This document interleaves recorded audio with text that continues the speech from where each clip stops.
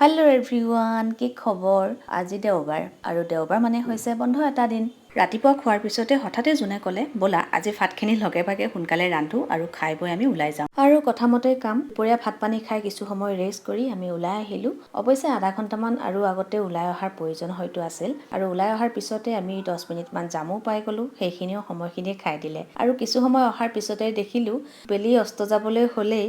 লগতে আজি ক'ত যাম কি ঠাই সেই বিষয়ে মোৰ অকণমানো জ্ঞাত নহয় আৰু আহি গম পাইছোঁ ঠাইখন কিছু দূৰ হয় আৰু সময়ো লাগিব এঘণ্টামান আৰু ইমানখিনি যদি জানিলো হয় সোনকালে ওলাই আহিলো হয়। আৰু আজি আহি থাকোঁতে কিছুমান মানুহৰ গাড়ী চলোৱাৰ নমুনাও দেখিলোঁ।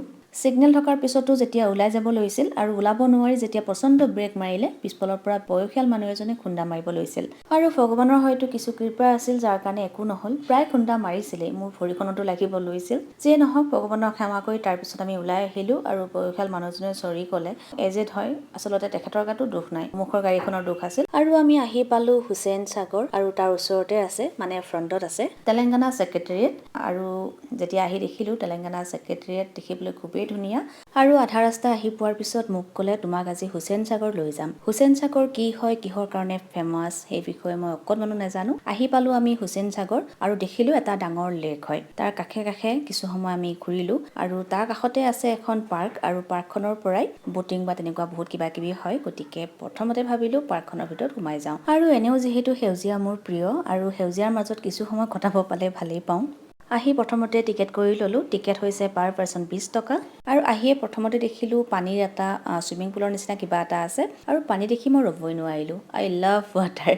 লগে লগে জোতা খুলি মই পানীত নামি দিলোঁ আৰু নামাৰ সময়ত দেখিছেনে মই ভয় ভয়কৈ নামিছিলোঁ। আচলতে পিছলো আছিল, একেবাৰে পিছলো নহয় কিন্তু ভয় আছিল যদি পৰি যাওঁ মোৰ অৱস্থাটো কি হ'ব। অৱশ্যে খুব বেছি দ নহয়, একাঠুমান হ'ব চাগে মাজলৈ, কিন্তু কাপোৰ ভিজে বুলি আগলৈ নগ'লোঁ। তথাপিও সেইখিনি জেগাতেই মই টিলিক পিলিককৈ কিছু সময় ঘূৰি থাকিলোঁ। ভৰিখন কিছু সময় শুকাই তাৰ পৰা ওলাই আহিলোঁ আৰু একেবাৰে ওপৰত দেখিলোঁ দুটা সৰু ল'ৰাই গাও ধুই আছে। সিহঁতৰ ভয় বোলা বস্তুও নাই।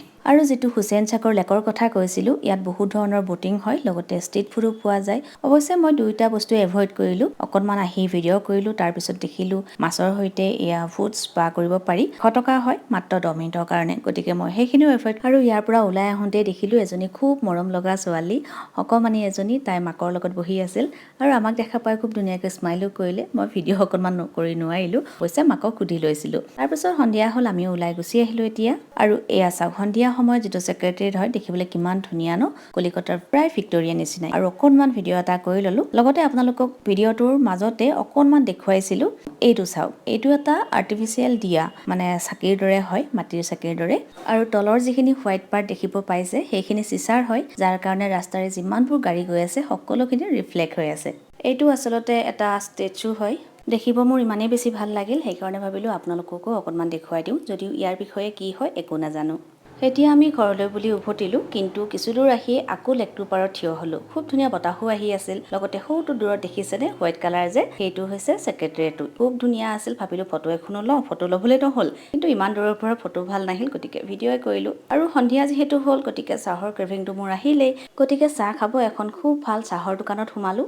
আচলতে সেইখনত মোক সি লৈ আহিছিল, যিহেতু মই একোৱেই নাজানো। আৰু সঁচাকৈ ইয়াৰ চাহকাপ খাবলৈ খুবেই ধুনীয়া। আৰু চাহ খাবলৈ ক'ত আহিছোঁ ইয়াৰ এটা এক্সট্ৰা ভিডিঅ' মই দি থৈছোঁ, যদি আপোনালোকে বিচাৰে চাব পাৰে। আৰু আমাৰো চাহ খোৱা শেষ হ'ল, গতিকে ঘৰলৈ যাওঁ। লগতে আজি আপোনালোককো এৰিলোঁ। লগ পাই আছোঁ অন্য এটা ভিডিঅ'ত। বাই।